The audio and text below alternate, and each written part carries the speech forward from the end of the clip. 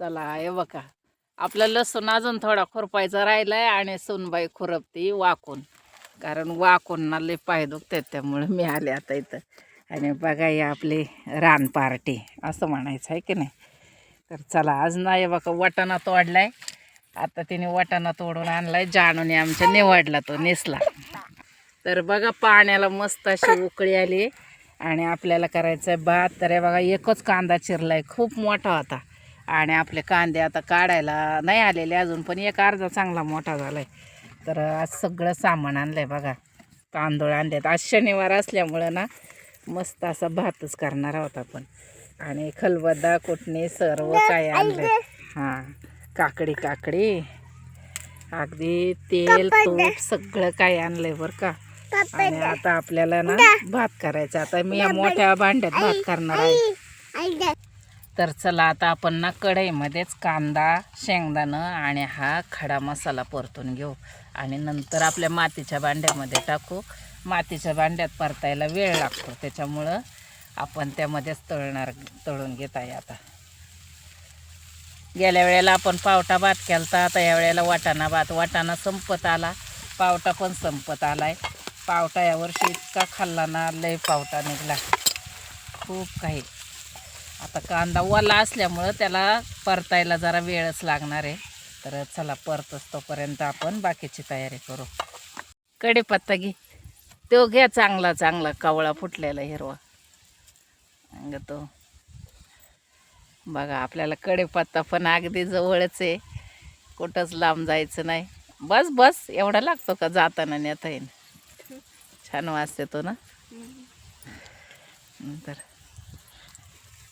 चला आलं लसूण आणि आपण थोडासा खडा मसाला कुटून घेतलाय आणि आता तो पण परतून घ्यायचा. तर तेल टाका अजून, कढीपत्ता पण टाकून घे लगेच.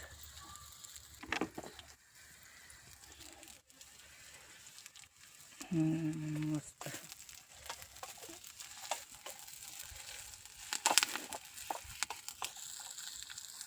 आणि बघा आपण ना या छोट्याशा बरणीमध्ये ना अगदी सर्व एकत्र करून आणलंय, मसाला, जिरं, मोहरी, हळद.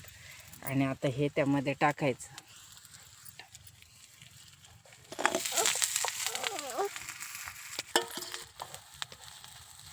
मस्त वास सुटलाय ना लसणाने त्या कढीपत्त्याने. चला आता आपलं ना मेन भाताचं भांडं मांडायचं. त्याच्यावरती हे काय होतं ना, हे आपलं मातीचं भांडं आहे, पण ह्याला वेळ लागतो परतायला, लय वेळ. आणि कढई ही लोखंडाची आहे, त्यामुळे ती पटकन परतल्या जातं. मग आता त्यात ना पाणी टाक डायरेक्ट, हे गरम केलेलं. चला आता आपण ना वाटाणा टाकून घेऊ. चांगला धुवून ठेवला होता आणि तो मस्त हलवून परतायचा आणि मग त्या पाण्यामध्ये टाकायचं.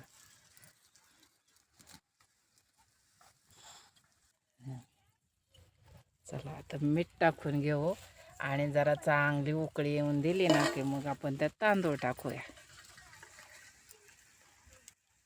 बघा पाणी गरम करून घेतल्यामुळं त्याला लगेच उकळी आली.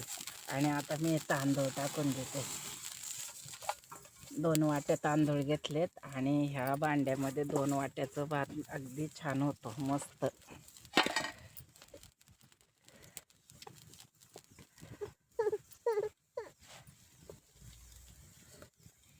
आता मस्त बारीक जाळ लावून ठेवू, म्हणजे भात होईल. आता मी झाकण जर ठेवलं तर ते उतू जाईल, त्याच्यामुळे थोडा वेळ असंच ठेवते आणि बघूया आता उकळी येईल.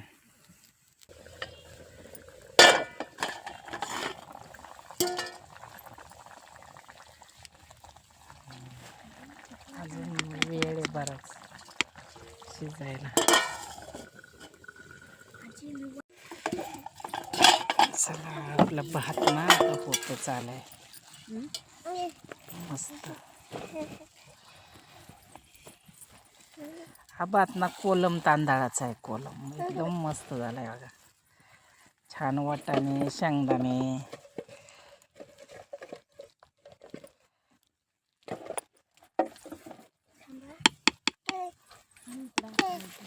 बस थोडीशी वाफ धरून देऊ आणि आता बाजूला ठेवू आपण.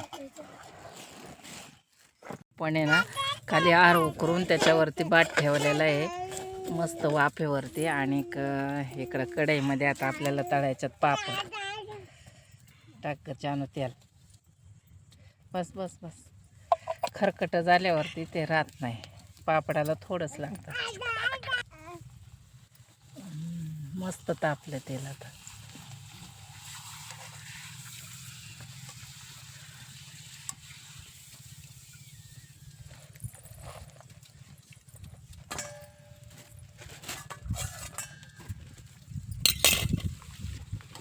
दीदी कोण आलं बघ, जानू तेल उड ना. आणि पापड तळेपर्यंत मुलगा आला माझा जेवणासाठी. चला त्याला बोलले होते मी वावरातच आहे, सगळी पोरं बिरं आम्ही सगळी शेतात आहे आज. आणि शनिवार असला ना सुनबाईला आशा वाटते की आपण पण शेतात जावं थोडा वेळ आणि काहीतरी नवीन करून खावं, करू लागावं. आणि ना ते कधीच बसत नाही, मला खूप काम करू लागते. आजसुद्धा लसणातलं गवत काढलं, कारण वाकून मला एकटीला नाही जमत काढायला. मग ती आली होती. मग चला दोघींनी आम्ही लसूण खुरपून घेतला आणि चला दोघींनी भात केला. आणि ते कोपीच्या कडेला गवत होतं, सकाळी आमच्या अण्णा आलं ते आम्हाला सोडवायला शेतात. तर तिला सांगितलं सुनबाई पहिलं ते कडचं गवत काढून घे, पोरं खेळतात, इचू काट्याचं निर्मळ असू द्या. आणि खरं आहे, असं गवत बिवत नसलं ना की मग काही नाही वाटत, नाही तर असं गावता बिवतात एखादं काही पण वाटतं भीती. आणि बघा किती छान पापड तळलेत आपण आता. आणि आमच्या पापडांचा आजच शेवट झाला बरं का. आता बघा उद्या तुम्हाला दिसतील आमच्या इथं पापड केलेले. तर मी आता पीठ दळून आणलेलं आहे पापडाचं सुद्धा, आणि आम्ही उद्या पापड करणार आहोत. तर बघा आता मस्त असा भात झाला आहे, कारण ना त्यात ना सर्व काही मसाले वगैरे टाकलेत ना, त्यामुळे इतका छान वास सुटला आहे ना त्याला, अगदी मस्त. आणि घरूनच येताना तुपाची बरणीच आणली होती डायरेक्ट, कारण ती काही सांडणार नाही, काही नाही, तूप आळलेलं आहे ह्या दिवसात, त्यामुळं तशीच बरणी आणलेली. आणि मस्त तूप बीप टाकलं. आणि मसाले भाताला तूप नसेल तर तो खाण्याला चवच नाही. आणि खूपच छान झाला बरं का मसाले भात. आणि तुम्ही पण असं रानजेवण एकदा करा, आणि तो खाण्याचा आनंद बघा किती छान वाटतंय रानात जेवायला. शेतातलं काम करून दमल्यावरती दुपारच्या न्याहारीला असं गरम गरम जेवण मिळाल्यावर किती भारी वाटत असेल. तुम्ही सांगा तुम्हाला आवडेल की नाही.